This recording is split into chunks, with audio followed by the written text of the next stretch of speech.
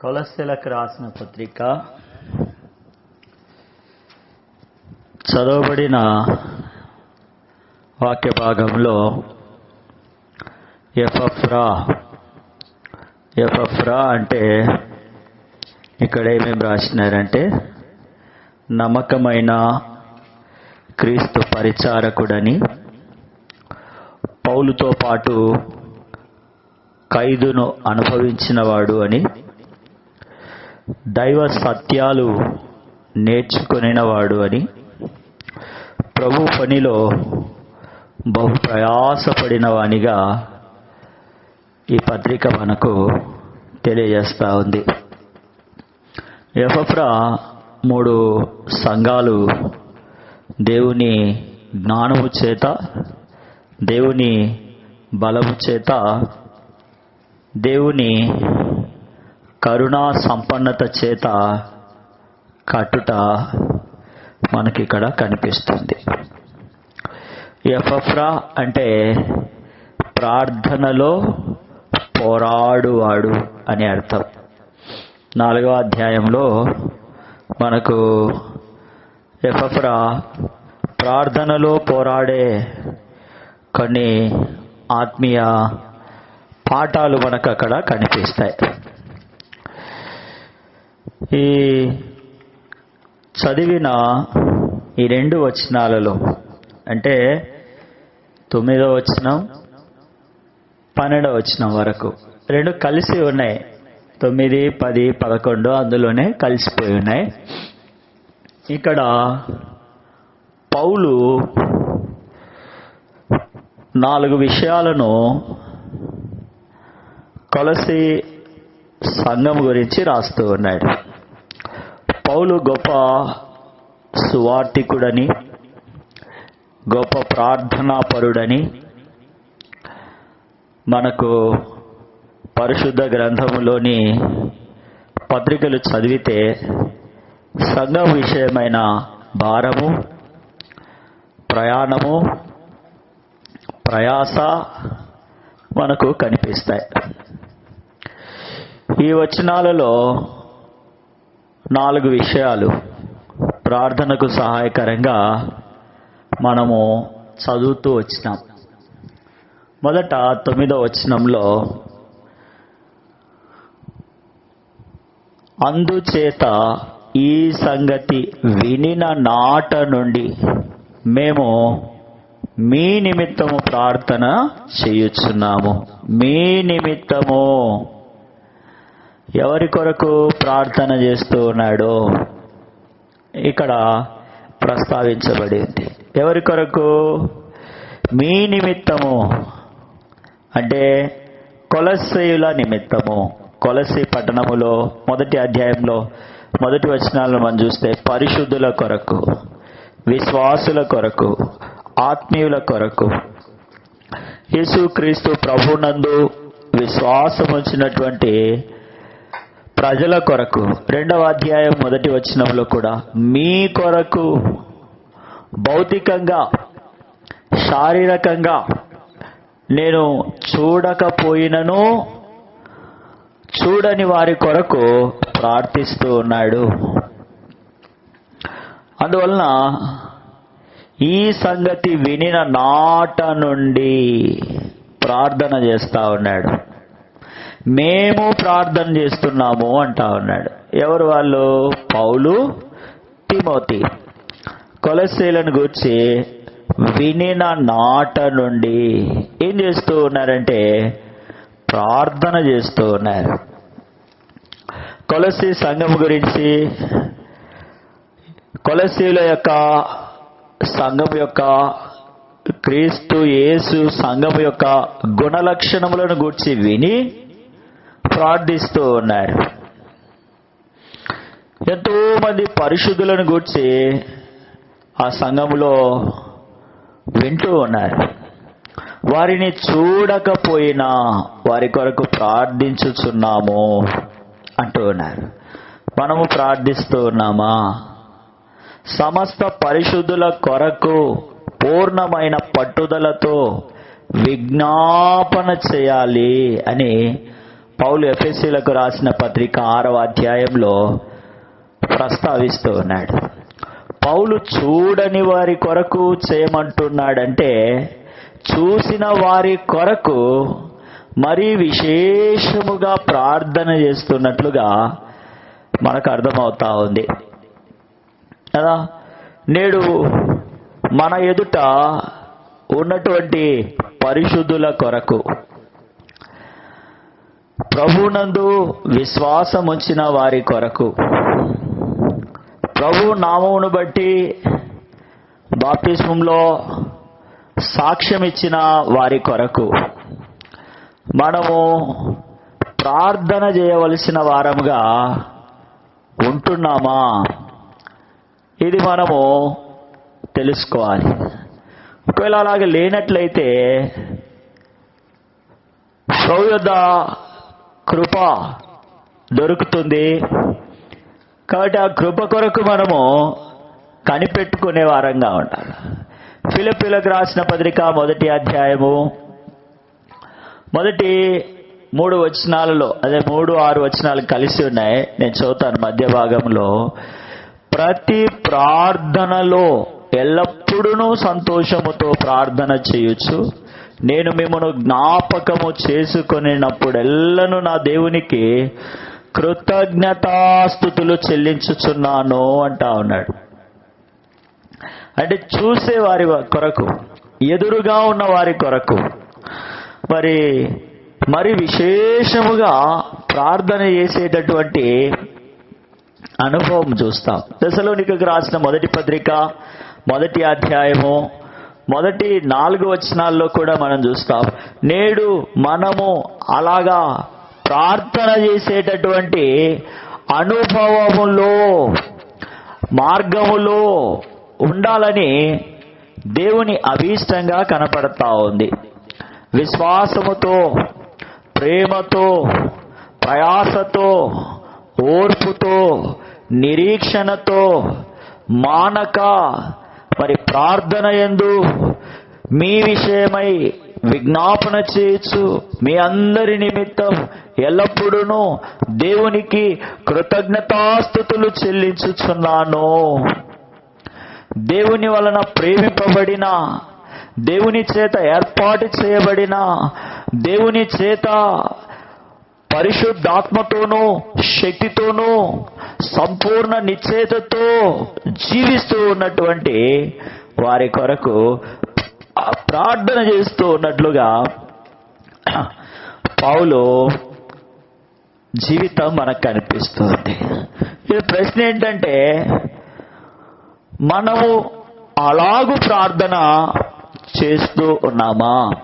లేనట్లయితే మనము ప్రార్థన చేసే ఆ పరిచర్యలోనికి, ఆ కట్టడలోనికి, ఆ విధిలోనికి రావలసిన వారమై ఉన్నాం. మొదటగా మొదటి 4 విషయాలు అనుకున్నాం కదా. మొదటిది ఏమిటి? ఈ సంగతి వినిన నాట నుండి మేమును మీ నిమిత్తం అంటే కొలస్సీలో ఉన్నటువంటి పరిశుద్ధుల కొరకు, విశ్వాసుల కొరకు, సహోదరుల కొరకు, పిలువబడిన వారి కొరకు, ప్రత్యేకింపబడిన వారి కొరకు, విశ్వాసుల కొరకు కదా. దేవుని ఇంటికి వస్తూ యేసుక్రీస్తు ప్రభువులో సాగలేక ఆగిపోయిన వారి కొరకు. మొదటి వచనంలో చూస్తాం, మీ కొరకును శరీర రీతిగా నా ముఖము చూడని వారి అందరి కొరకును నేను ఎంతగా పోరాడుచున్నానో మీరు తెలుసుకొన గోరుచున్నాను. అప్పుడప్పుడు మనతో కొందరు స్కిట్ వేస్తూ ఉంటారు, డ్రామా. నేను మీ కొరకు ఎప్పటి నుండో ప్రార్థన, ఒట్టిది. అప్పుడు మాత్రమే మన ముందర ప్రార్థన చేస్తూ ఉంటారు. ప్రతిరోజు ప్రార్థన చేసేవాళ్ళు చెప్పుకోవాల్సిన అవసరం లేదు. ఎందుకంటే ఆయన చూస్తూ ఉన్నాడు కదా, ప్రభు చూస్తూ ఉన్నాడు. ప్రతిదీ ఆయన కవులలో, బుడ్డిలో దాచబడతా ఉన్నాయి, గ్రంథస్థం చేయబడతా ఉన్నాయి.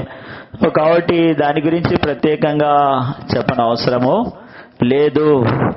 రెండవదిగా మనం చూస్తాము, ఎప్పుడు ప్రార్థిస్తా ఉన్నాడంటే మీ నిమిత్తం ప్రార్థన చేయుట మానక.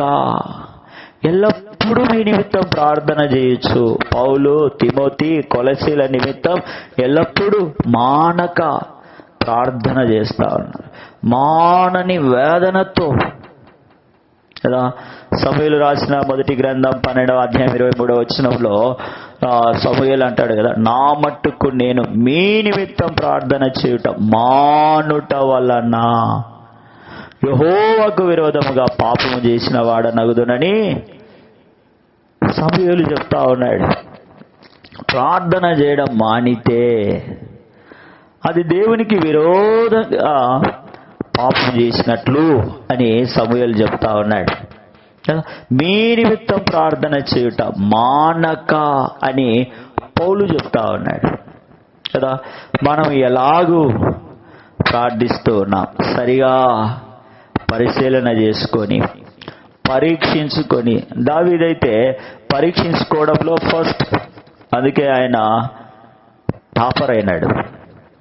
ఏంటి, తాలూకా టాపర్ కాదు, డిస్టిక్ టాపర్ కూడా కాదు, స్టేట్ ర్యాంక్ కూడా కాదు, వరల్డ్ ర్యాంక్ కొట్టేసినాడు, యూనివర్సల్ ప్రపంచ ర్యాంక్ కొట్టేసినాడు. ఫస్ట్ ఒప్పుకోవడంలో వచ్చినాడు. నువ్వు తప్పు చేసినావు, బాగా రాజుగా వెలుగొందుతా ఉన్నాడు. ఆ టైంలో తప్పు చేసినావు అంటే ఎట్లా ఉంటుంది చూడండి. ఒప్పుకోగలరు నువ్వు నేను, ఇది అస్సలు కాదు. అందుకే మనం దావీదులం ఎప్పటికీ కాము.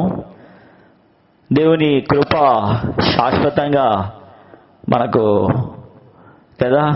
దావీదైతే ఒప్పుకున్నాడు, కడగమన్నాడు, పశ్చాత్తాపడినాడు కదా. నేడు మనము అలాగూ ఉండాలనే దేవుని వాక్యం మనల్ని ప్రోత్సహిస్తూ ఉంది.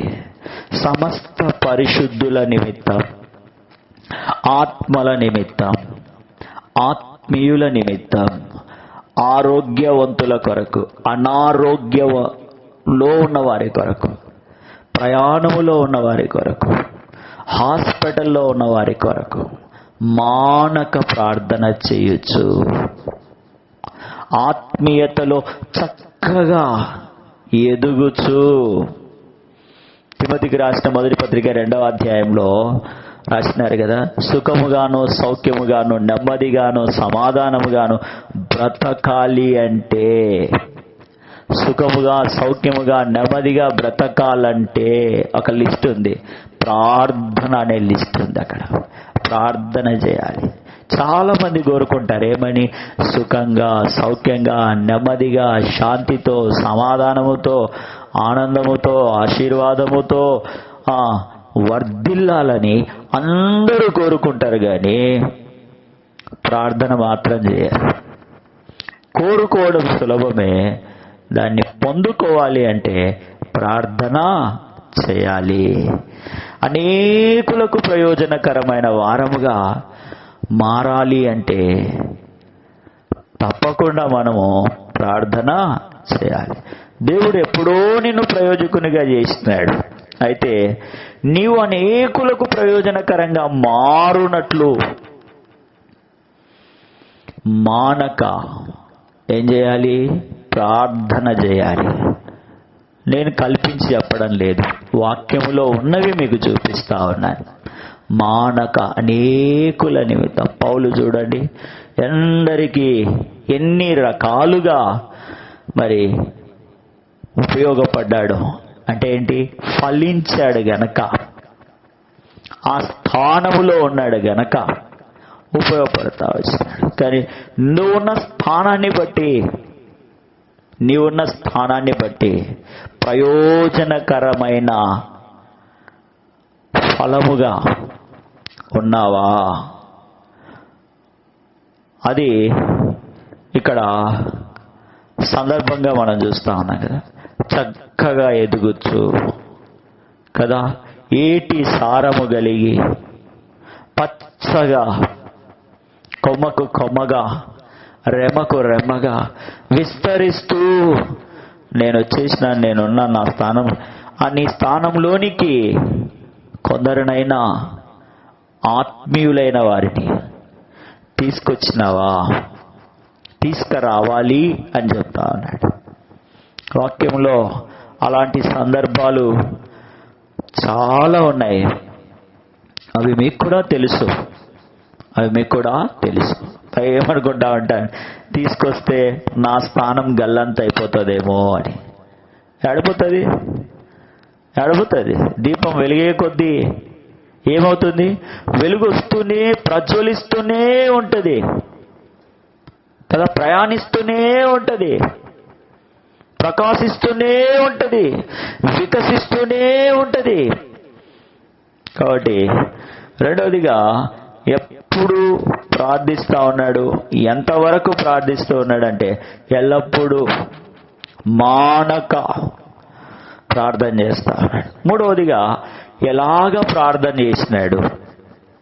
12వ వచనం చివరిలో తెస్సలోనికకు రాసిన మొదటి పత్రిక నేను చదువుతాను. 1వ అధ్యాయము 12వ వచనం చివరి భాగములో ఎలాగ ప్రార్థన చేసినాడు అక్కడ రాసినాడు. దేవుణ్ణి బ్రతిమాలుచున్నాను.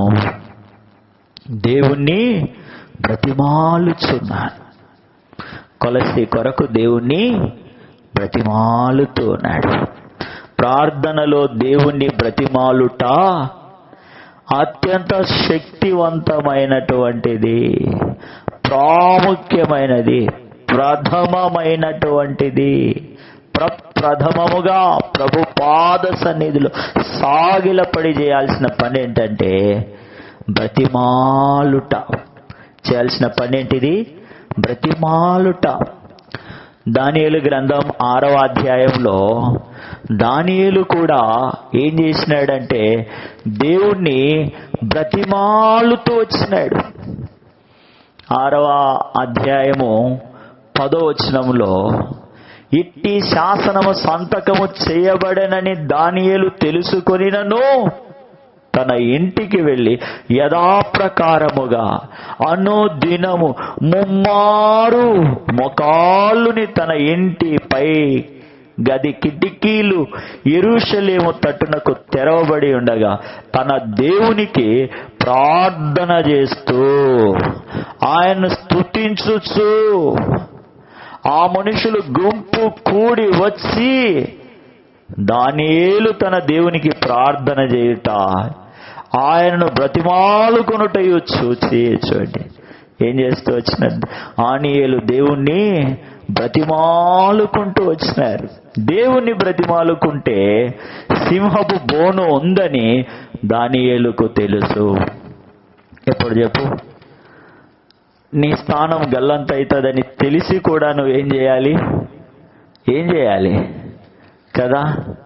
దానివల్ల కష్టం వస్తుందని తెలిసి కూడా, దానివల్ల అపాయం వస్తుందని తెలిసినప్పటికీ కూడా, అందుకే ఆ దినాల్లో విస్తరణ అధికముగా దైవ శక్తి సాక్షాత్కారం అది గొప్పగా చెప్పుకోవడానికి బాగానే ఉంటుంది, కానీ చెప్పే ముందు చేయాలా, నేనైనా నువ్వైనా. ఆ తర్వాతే దానికి ఒక విలువ అనేది ఏర్పడుతుంది. అబ్రహాము కూడా ఏం చేసినాడు? గోజాడినాడు కదా, బ్రతిమాలుకున్నాడు కదా. ఎందుకని?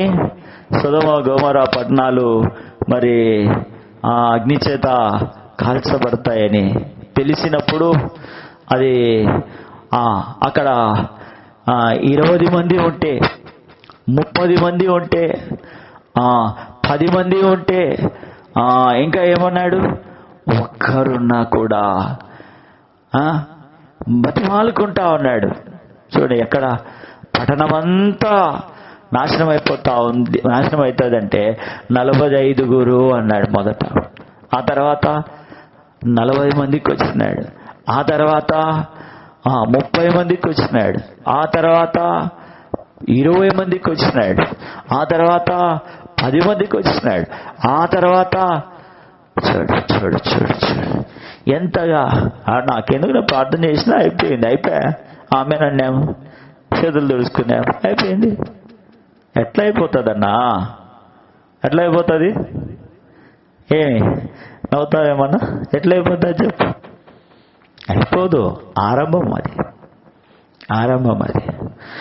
దానియేలు ప్రార్థనలో దేవుణ్ణి బతిమాలుట చూస్తా ఉన్నాం.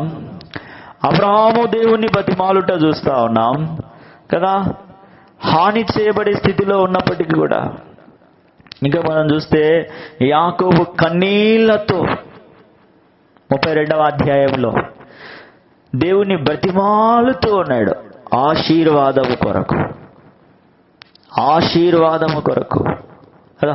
హోషేయ 12:3-4 దేవుణ్ణి బతిమాలుట చూస్తాం. చదువుదాం ఈ మాట, చదువుదాం. ఇంకొక మాట ఉందా చూసుకుని మన ప్రార్థనలోకి వెళ్దాం. కొన్ని మాటలే ప్రోత్సాహకరంగా, కొంత ప్రార్థన కొరకు ప్రోత్సాహకరంగా. హోషేయ గ్రంథం 12వ అధ్యాయం 750వ పుట, 12వ అధ్యాయం 3-4 వచనాలు. తల్లి గర్భమందు యాకోబు తన సహోదరుని మడిమను పట్టుకొనెను. మగసిరి కలవాడై అతడు దూతతో పోరాడి జయమొందెను. అతడు కన్నీరు విడిచి అతన్ని బతిమాలెను. బేతేలులో ఆయన అతనికి ప్రత్యక్షమైన దేవుణ్ణి బ్రతిమాలుకుంటా ఉన్నాడు. ఆ బ్రతిమలాడిన, ఆ కన్నీరు విడిచిన బ్రతిమలాట నేడు ఒక దేశముగా ప్రపంచం ముందర ఉందంటే చూడండి ఎంత గొప్ప సంగతి. చూడండి అలా ఆ బిడ్డ కొరకు బతిమలాడుతూ వచ్చినాడు. తిమోతికి రాసిన మొదటి పత్రిక 2:12 కూడా పదే అడుగుట, పట్టుదలతో అడుగుట అనే మాటలు మనకు కనిపిస్తాయి. తిమోతికి రాసిన మొదటి పత్రిక 2వ అధ్యాయంలో అడగండి యేసు కూడా అన్నాడు అడగండి. కీర్తనలో కూడా 2వ అధ్యాయంలో అడుగుడి పూర్ణ పట్టుదలతో అడగండి, ప్రార్థించండి, బతిమాలండి. ప్రార్థనలో శక్తివంతమైనటువంటి, ప్రాముఖ్యమైనటువంటి, ఆశీర్వాదకరమైనటువంటి, ఆత్మ సంబంధమైనటువంటి వాటిని ఆశించి అడిగినప్పుడు అనుగ్రహింపబడతాయి. నేనైనా మీరైనా ఏం చేస్తూ ఉంటాము, అలా అరగి ఇలా ఇవే చింతకాయ పచ్చడే. అడగద్దని నేను చెప్పడం లేదు, అడగాలి, చేయాలి, పోరాడాలి. 3 విషయాలు చూసినాం కదా. మొదటిది ఏంటిది? గట్టిగా వారి కొరకు ప్రార్థన చేస్తున్న పౌలు కనిపిస్తాడు. రెండవదిగా ఎప్పుడు ప్రార్థిస్తా ఉన్నాడు, మానక ఎల్లప్పుడూ అంటా ఉన్నాడు, విసుగక నిత్యము పూర్ణ పట్టుదలతో ప్రార్థిస్తా ఉన్నాడు. మూడవదిగా ఎట్లా ప్రార్థన చేసినాడు, ఎట్లా బతిమాలుకుంటా ఉన్నాడు. అయ్యా దీవించితేనే గాని దానియేలు సింహముల బోనుందని తెలిసి కూడా బతిమాలుకుంటాడు. ఆకాశం నుండి అగ్నిగంధకాలు వస్తున్నాయని తెలిసి కూడా అబ్రహాము బతిమాలుతా ఉన్నాడు కదా. నాలుగోదిగా వారు ఏమై ఉండాలని పౌలు ప్రార్థన చేస్తూ వచ్చినాడంటే, కొలసీ సంఘస్థులు 7 శ్రేష్టమైనటువంటి ఆధిక్యతలలోనికి రావాలని పౌలు ప్రార్థిస్తూ వచ్చినాడు. ఇలాంటి ప్రార్థన మనలో ఎవ్వరికీ ఉండదు, నాలో ఉండదు, నీలో ఉండదు. నిన్ను ప్రేమించే వాళ్ళు ఉన్నారు, నిన్ను అభిమానించే వాళ్ళు ఉన్నారు. అయినా వారి కొరకు ఇలాంటి ప్రార్థన దేవుని సన్నిధిలో గోజాడి, బతిమలాడి, పెనగులాడి, మగసిరి గలవాడే యాకోబు పోరాడినట్లుగా పోరాడిన అనుభవాలు లేవు. ఉన్నాయని బయటికి చెప్పకండి. చూడండి, కొలసీ సంఘస్థులు 7 శ్రేష్టమైనటువంటి మరి ఆధిక్యతలలో ఆనందించాలని, అతకబడి ఉండాలని పౌలు ప్రార్థిస్తా ఉన్నాడు. ఏంటి ఆ 7 ఆధిక్యతలు? మొదటి అధ్యాయం 12వ వచనం, మొదటి అధ్యాయం 12వ వచనం నుండి రాసుకోండి. వారు సంపూర్ణ జ్ఞానము, ఆత్మ సంబంధమైన వివేకము గలవారు కావాలనని. ఇది మొదటిది. దేవుని కృప వల్ల అవి కలుగుతాయి. ఎఫెసీయులకు రాసిన పత్రిక 1:18 నుండి మనం చూస్తాం. జ్ఞాన వివేకములంటే ఏంటి? దినవృత్తాంతాలు 4:6 ఆయన కట్టడలను అనుసరించి నడుచుటయే, యెహోవా యందు భయభక్తులు కలిగి ఉండుటయే జ్ఞానము, చెడుతనమును విడిచిపెట్టుటయే జ్ఞానము అని సామెతల గ్రంథంలో, యోబు గ్రంథంలో మనం చదువుతాం. వారు సంపూర్ణ జ్ఞానము, ఆత్మ సంబంధమైన వివేకము గల వారు కావాలనని మానక విసుగక దేవుని బ్రతిమాలుతూ ఉన్నాడు, పూర్ణ పట్టుదలతో. రెండవ ఆధిక్యత, ఆయన చిత్తమును సంపూర్ణంగా గ్రహించిన వారై ప్రతి సత్కార్యములలో సఫలులగుచు ఆయన చిత్తానుసారంగా జీవించడం ఎంతో ఆశీర్వాదకరం, ధన్యకరం. దేవుని చిత్తాన్ని గ్రహించాలంటే మార్చబడిన మనసుతో ప్రభు సన్నిధిలో గడుపుట వలన సాధ్యపడుతుంది. రోమ 12:2 ఆయన చిత్తం దైవ గ్రంథములో తేటగా కనిపిస్తుంది. ప్రవర్తనలో, జీవితములో పరిశుద్ధంగా ఉన్నప్పుడు కదా, ప్రార్థన దేవుని చిత్తానుసారంగా చేసినప్పుడు జవాబు, ప్రభు పనిలో దేవుని చిత్తమును నెరవేర్చినప్పుడు, దేవుని ఇంటికి మరి మనము నడిపింపబడినప్పుడే ప్రతి సత్కార్యంలో సఫలత ఉంటుంది. రెండవ అంతస్తు ఏంటంటే దేవుని చిత్తాన్ని సంపూర్ణంగా గ్రహించే గ్రహింపు. మూడవదిగా దేవుని విషయమైన జ్ఞానమందు, దేవుని విషయంలో జ్ఞానములో క్రైస్తవ జీవితం అంతకంతగా అభివృద్ధి చెందాలని, దేవుని గురించి తెలుసుకోవాలని కదా. ఆయన పునరుత్థాన బలము, శిలువ రక్తము, మరి ఆయన శ్రమ, ఆయన పొందిన బాధ, దుఃఖం, ఇవన్నీ తెలుసుకున్నప్పుడు పౌలు ఏమన్నాడంటే నష్టపరుచుకొని పెంటతో సమానముగా ఎంచుకున్నాడు. అధికారం, అంతస్తు, పోరాటం, ఆరాటం ఇవన్నీ పెంటతో సమానం. అందుకే ఆయన ఎక్కడ స్థిరంగా లేడు, చెరసాల్లో తప్ప. లోకమును పూర్తిగా విసర్జించినాడు, ప్రభువుని ఎక్కువగా తెలుసుకున్నాడు. అదే కొలస్సీ సంఘంలో ఉన్న వారికి ఉండాలని, ఆ అంతస్తులో ఉండాలనే దేవుని విషయమైన జ్ఞానమందు. ఈ జ్ఞానం మనలోకి వచ్చినప్పుడు ఎవరైనా మనకి ఏదైనా చెప్తే అది చేయడానికి కారణాలు చెప్పం కదా. నాలుగోదిగా చూస్తాం, అన్ని విషయములలో ప్రభువును సంతోష పెట్టేవారుగా, అన్ని విషయాల్లో కదా. తెస్సలోనిక సంఘం అలాగూ నడుచుకొని ప్రభువును సంతోష పెట్టిందని 4వ అధ్యాయంలో చూస్తాం మనం. ఆయన సంతోష పెట్టే లక్షణం ఏంటంటే స్థిరమైన ప్రవర్తన, దేవుని యందు భయభక్తులు కలిగి, దేవుని కృప కొరకు కనిపెట్టుకొని ఆత్మల రక్షణలోనికి నడిపించి. ఈ దినాల్లో చాలా పోరాటం ఇది, రక్షణలోనికి నడిపించాలా, సువార్తను మోసుకొని పోయి. అంటే మనము ప్రార్థనా పరులమైతే ఖచ్చితంగా సంతోషంగా ఇంటికి వస్తాం, లేకపోతే బండబూతులు మన దగ్గరికి వస్తాయి కదా. ఐదవదిగా ఆనందముతో కూడిన పూర్ణమైన ఓర్పును, దీర్ఘశాంతమును.